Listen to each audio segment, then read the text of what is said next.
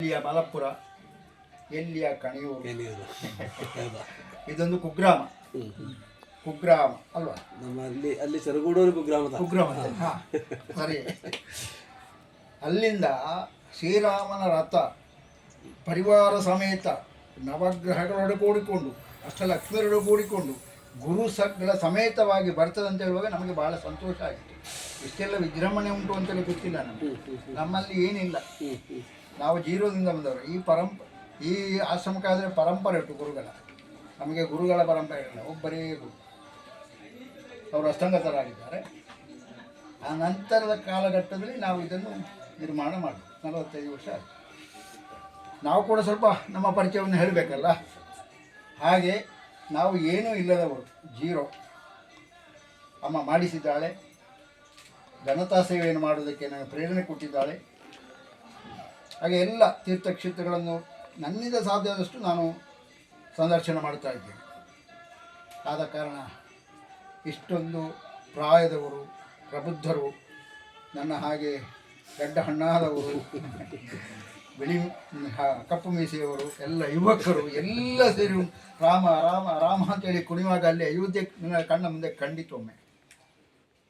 ಆ ಒಂದು ಸಂತೋಷ, ಯದ್ಭಾವಂ ತದ್ಭವತಿ ಶಂಕರ. ಆ ಬಿಸಿಲು ಗೊತ್ತಾಗಲಿಲ್ಲ ನನಗೆ. ರಾಮ ರಾಮ ಅಂತ ಹೇಳುವಾಗ ಬಿಸಿಲು ಗೊತ್ತಾಗಲಿಲ್ಲ, ಆ ಊರಿಗೆ ಗೊತ್ತಾಗಲಿಲ್ಲ ನನಗೆ. ಹಾಗೆ ರಾಮನ ಬಗ್ಗೆ ಹೇಳಿದರೆ ಎಷ್ಟು ಹೇಳಬಹುದು. ಹಾಗಾದರೆ ನೀವೆಲ್ಲ ರಾಮನ ಸೇವಕರಾಗಿ, ರಾಮನ ದಾಂಡಿಗರಾಗಿ, ಅಂದರೆ ರಾಮನ ದಂಡು ಅಂತ ಹೇಳ್ತೇವೆ ನಾವು, ಸೈನ್ಯ ಅಂತ ಹೇಳ್ತೇವೆ, ರಾಮ ಸೈನ್ಯ ಅಂತ. ನಮ್ಮಲ್ಲಿ ರಾಮ ಸೇನೆ ಅಂತೇಳಿ ಸಂಘಟನೆ ಉಂಟು ಮಂಗಳೂರಲ್ಲಿ. ಕೇವಲ ಒಂದು ಸಂಘಟನೆ ರಾಮಸೇನಾ ಅಂತೇಳಿ ಹೆಸರಿರ್ತಾರೆ. ಪ್ರತಿ ವರ್ಷ ಕಾರ್ಯಕ್ರಮ ಮಾಡ್ತಾರೆ. ಅದೇ ರೀತಿ ಎಲ್ಲ ಸಂಘಟಕರನ್ನು ಕೂಡಿಕೊಂಡು ಎಲ್ಲೇ ಒಂದು ಕಡೆ ನಾವು ನೋಡಿದ್ದೇವೆ. ಅವರ ಏನೋ ನಮ್ಮಲ್ಲಿಗೆ ಬರೋಣ ಅಂತ ಹೇಳುವಾಗ ಏನೋ ನನ್ನ ಮನಸ್ಸು ಶ್ರೀರಾಮನ ಆ ಒಂದು ಮನಪ್ರೇರಣೆಯಿಂದ ಒಪ್ಪಿಕೊಂಡೆವು. ನಮ್ಮಲ್ಲಿ ತುಂಬ ಜನ ಬರಲಿಕ್ಕೆ ಒಂದು ಹಳ್ಳಿ ಪ್ರದೇಶ ಹೇಳಿದ್ದೇವೆ ನಮ್ಮ ಎಲ್ಲ. ಆದರೂ ಕೂಡ ಬಂದವರು ಪುಣ್ಯವಂತರು ಅಲ್ವಾ? ನಿಮ್ಮೊಂದಿಗೆ ಸೇರಿಕೊಂಡವರು ಪುಣ್ಯವಂತರು.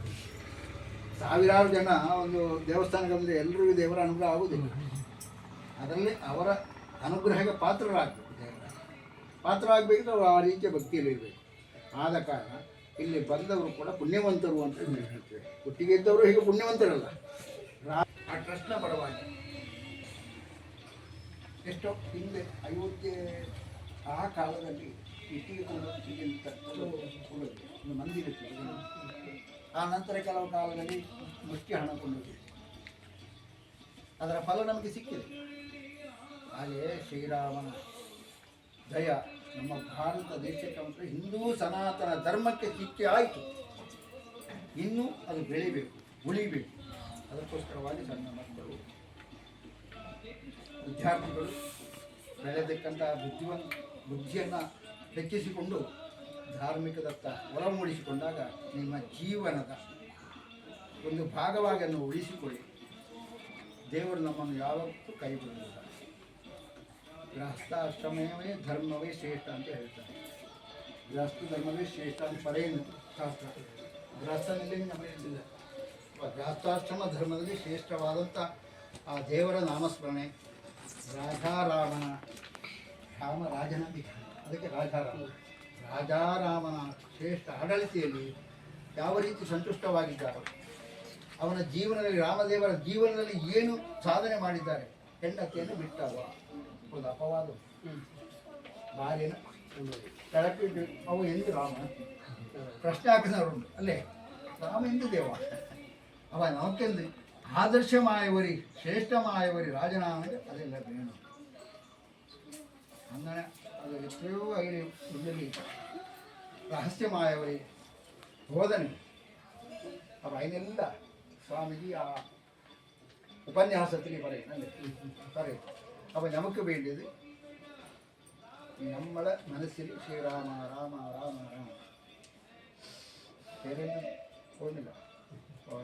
ಕೂಡ್ಕೊಂಡು ಮನಸ್ಸಿಗೆ ಬಂದಿಲ್ಲ.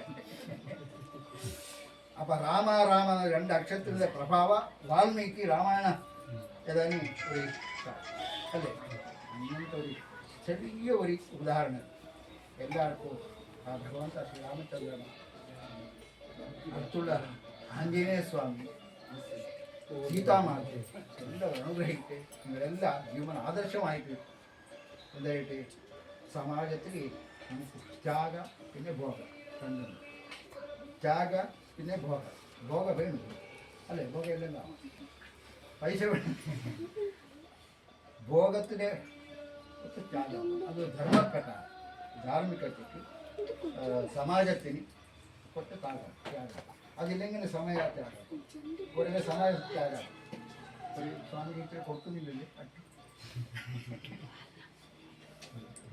എന്നാതെ കൊടുക്കുന്നില്ലല്ലേ ഇങ്ങനെ ഇല്ലല്ലേ അപ്പം ഇത് ത്യാഗം നിങ്ങൾ ആ ത്യാഗ പരമാത്മനെ സമർപ്പിച്ച് ആണ് സന്തോഷം നിങ്ങളുടെ ജീവന സന്തോഷത്തിൽ നിങ്ങളിരിക്കട്ടെ അമ്മ അനുഗ്രഹത്തെ ಚಾಮುಂಡೇಶ್ವರಿ ಶ್ರೀರಾಮನ ಅನುಗ್ರಹ ಎಲ್ಲರಿಗೂ ನಮಗೂ ಲೋಕ ಸಮಸ್ತ ಸುಖಿನೋ ಭವಂತು ಅಂತ ಹೇಳಿ എൻ്റെ പ്രാർത്ഥന നമ്മുടെ ഭാഗത്ത് ഏറെക്കുറെ വന്നിട്ടുണ്ട് ಜೈ ಸೀತಾರಾಮ್